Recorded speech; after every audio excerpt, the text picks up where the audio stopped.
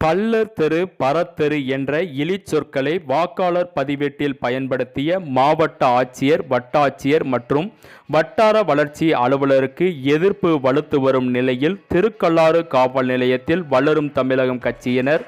மேற்கொண்டவர்கள் மீது நடவடிக்கை எடுக்க புகார் மனு அளித்து வருகின்றனர்.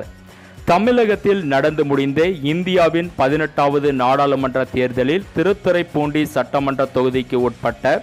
கோட்டூர் ஒன்றியம் திருக்கல்லாறு ஊராட்சியில் வாக்குப்பதிவு செய்யும் நிலப்பரப்புக்குரிய வாக்காளர் பட்டியலில்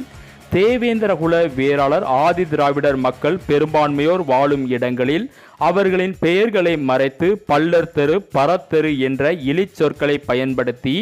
வாக்காளர் பட்டியலில் அடையாளப்படுத்திய மாவட்ட ஆட்சியர், வட்டாட்சியர் மற்றும் வட்டார வளர்ச்சி அலுவலர் ஆகியோர் ஜாதி வன்மத்தோடு செயல்பட்டு இந்த பெயரை பயன்படுத்தியதாக திருக்கல்லாறு காவல் நிலையத்தில் வளரும் தமிழகம் கட்சியின் தலைவர் பாலை பட்டாபிராமன், மண்டல தலைவர் நாகா ராஜேந்திரன் உட்பட அக்கட்சியினர் புகார் மனு அளித்து வருகின்றனர்.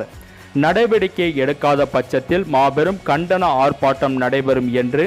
வளரும் தமிழகம் கட்சியின் தலைவர் பாலை பட்டாபிராமன் எச்சரித்துள்ளார்.